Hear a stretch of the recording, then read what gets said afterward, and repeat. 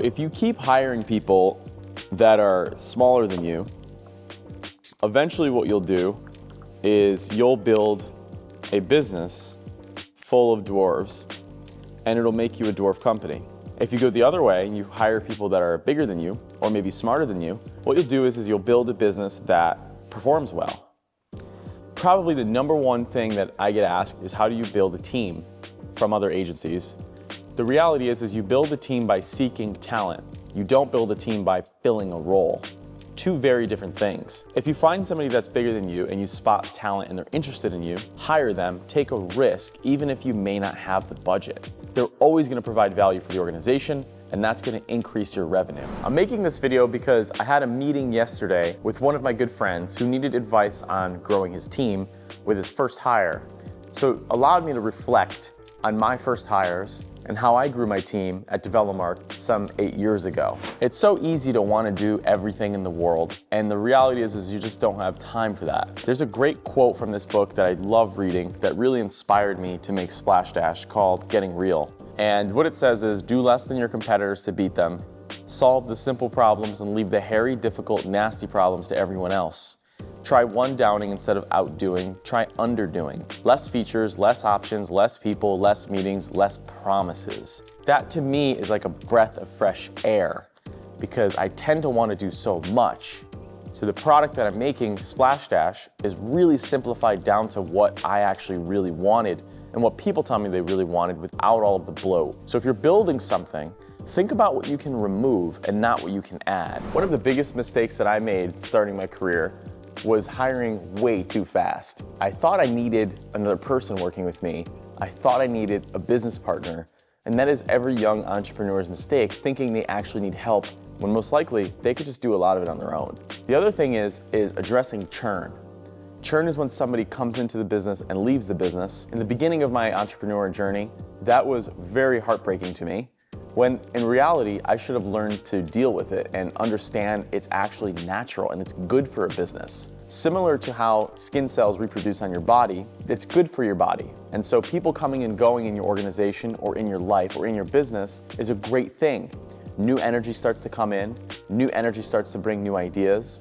I found that the longer people stay within an organization, the more complacent that they get because they're in a routine, especially if the organization's not planning on growing fast. And so what you've got to do is you've got to realize impermanence is a very real thing in people's lives. They have things that come up that you have no control over. They have opportunities that come up that you have no control over. And so you've got to realize that churn is a natural part of business and embrace it instead of trying to hide it. Many people will say that churn is bad for a business, when in fact, a lot of organizations learn to encourage it and they learn to actually address it. Think of it as a graduation. Someone comes into your business, they learn what they need to know, and then they leave. There's nothing wrong with that. It's natural. They put in their time, you got what you want out of them, and then from there, you can both agree to move on to the next steps. So if you're on the fence about thinking about growing a team, I want to show you what's in it for you, because I think it's important that you understand that. So if I were to just work in my business myself at 100%, that's me right there, I would get 100% efficiency. I would get 100% growth. I only have 100% of myself to give this business. However, when you start building a team, here's what becomes magical about that. If you have 3 more team members and you're getting 100% out of them, you're now producing a much bigger result than 100%. You're producing 400% result. That's impossible for me to do because I only have 100% to give this business. I can't give it 400%. I can't multiply myself 4 times. That's why managing the correct way allows you to scale. Now, if you don't hire talent, the mistake I was talking about before, it becomes very difficult to get 100% out of people. You may get 25% when you could be paying for 100%. So this is really what's in it for you when you start building a team. When you do have team members, you're gonna have an urge to want to systemize everything.